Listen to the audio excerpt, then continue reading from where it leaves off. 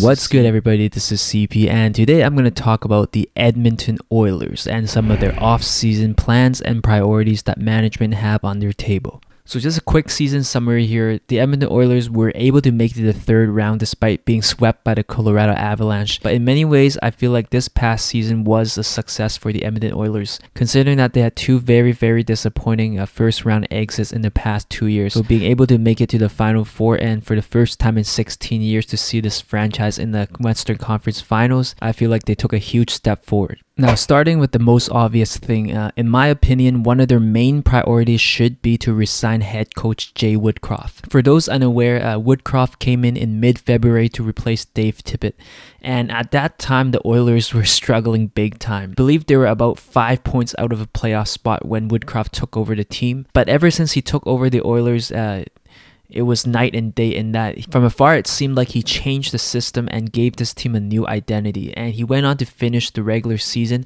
with a 26-9-3 record and finishing second place in the Pacific Division, and also helped the team clinch a playoff spot. So with that in mind, I feel like Woodcroft is the guy, and from the postseason interviews we hear from Ken Holland, it seems like he is a big fan of Woodcroft, so there's a good chance that they're going to likely get something done and bring him back next season as the head coach of the Edmonton Oilers.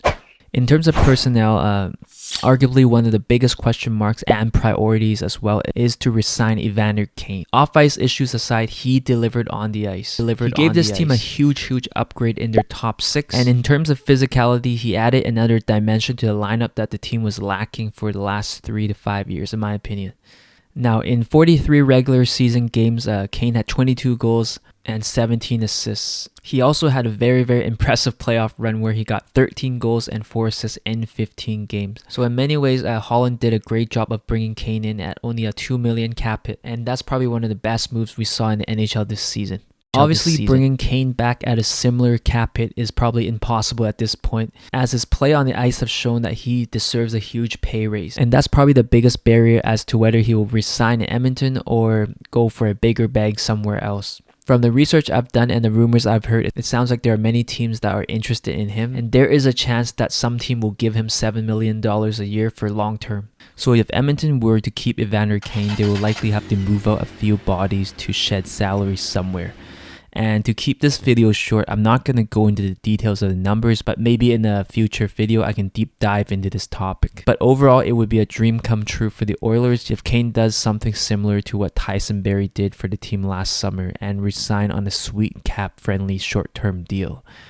But at the same time, we can't forget that this is a business for both sides, and I would totally understand if Kane left Edmonton for more money and more term elsewhere. Now, let's assume that they don't bring him back. In my opinion, this would be a huge loss for the Oilers offense, because Kane is an elite scoring winger who is not afraid to get in the dirty areas and also has the speed and IQ to complement McDavid and Draisaitl. So without Kane back, I would say that their offense actually takes a few steps backward, especially in their top six. Because if we look at the Edmonton Oilers prospect pool right now and their system, I don't really see one player in this system who could come in right away and replicate what Kane did for them last season.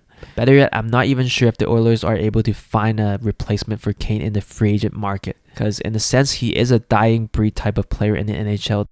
There are only a very small handful of guys in the NHL who brings a very similar skill set, and just looking at the free agent pool this year, I'm not sure if there's anyone that's similar to Kane right now. So the bottom line is, if Evander Kane doesn't come back, then it's going to be a huge loss for the Oilers. But at the same time, he'll probably go down as one of the best rentals of all time, especially during the Connor McDavid and Leon Draisaitl era. If the Edmonton Oilers want to build on this year, then in my opinion, defense is another area that they need to look into upgrading this year. Now, don't get me wrong, the Oilers defense isn't awful, but if they decide to run it back with a similar decor, I think the Oilers can still be a playoff team. However, I wouldn't call them a cup contending team, because based on what we saw in the Colorado series, you can see how Edmonton's defense got exposed a little bit, and they're just not there yet. If you compare their top four to serious contenders like the Lightning and the Avalanche, you can definitely tell that this team needs some upgrades. Just looking at their defensive group, I think one of their main priorities is to resign Brett Kulak. They got him from Montreal at the trade deadline, and he came in and gave the team some very solid minutes down the stretch, especially as a second and third pairing D guy. Kulak's cap hit was at 1.85 last year, so it doesn't seem like he's gonna ask for too much money. I would say probably somewhere in the $2 million range might be fair, and if they can lock him up for the next 3 to 4 years, I think that's a pretty solid deal because he's in his late 20s, but in many ways still in his prime, and I think he can give the Oilers some very solid hockey for the next 2 to 3 years. In my opinion, one of the best ways to fix this decor is if the Oilers can find a way to get rid of Duncan Keith and his $5.5 million cap hit. Obviously, it's easier said than done, but if Holland is able to do that, it would be a huge step forward for this decor. Meanwhile, plan B might be to move out a name like Tyson Barrie. He could be the sacrificial lamb. Because if you were to ask me, the only 3 names who are safe to return next year are Cody Ceci, Darnell Nurse, and Evan Bouchard. Those guys are probably locked somewhere in the top 4 on the defense. Tyson Barrie is not horrible at all, and some may even argue that he is better than Evan Bouchard in some areas of the game. But it seems like Barrie and Bouchard play very similar games, and they're not the most aggressive players either. And from what we saw in the regular season and the playoffs, the Oilers definitely need some more sandpaper on the backhand, especially on the right side. So bringing in a legit shutdown defenseman in the top 4 on the right side would be ideal. In other words, I don't know where they can find that, but if they're able to find a younger, better skating Adam Larsson, that would be ideal for the team. We also can't forget that Barrie is almost 31 and is on a very reasonable contract at only 4.5 for 2 more years. So if Ken Holland really wanted to, I don't think it will be too hard to move him because he has a very movable contract. At the same time, the Oilers will probably try to make room for a younger guy like Philip Broberg to break in and be a full-time NHL player.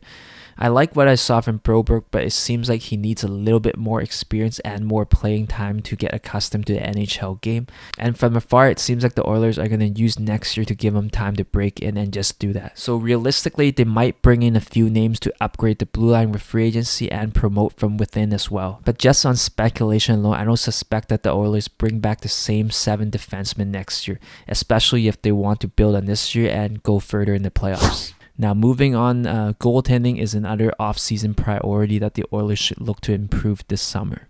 It seems like we talk about this every summer, but for a 3rd straight offseason, it seems like Edmonton will have to try to find a way to improve their goaltending. In some ways, I feel like they got a little bit lucky in that Smith and Koskinen was able to bring this team to the 3rd round, but we all know that Koskinen isn't coming back, so someone new will definitely come in. On the other hand, there are rumors that Mike Smith might actually retire because he's quite banged up, and some of the injuries he's battling with might put him into retirement.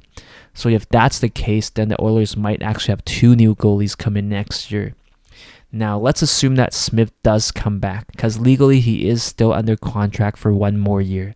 So if they do run it back with Smith, and let's say someone like Stuart Skinner gets promoted from within, I personally think that the Oilers can still be a playoff team, because obviously we can't forget that Smith actually played quite well this season, and he definitely had his moments in the playoffs. But at the same time, he isn't elite and did not give the Oilers championship goaltending. Sometimes I like to dream, but can you imagine if the Oilers had elite goaltending like Tampa Bay or New York Rangers?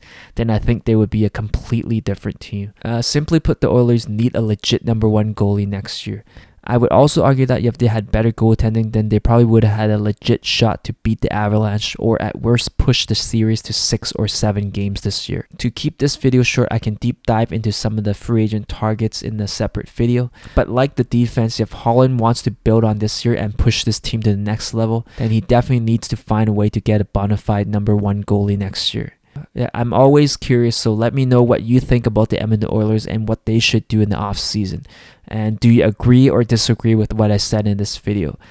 Feel free to comment below, and I'll see everybody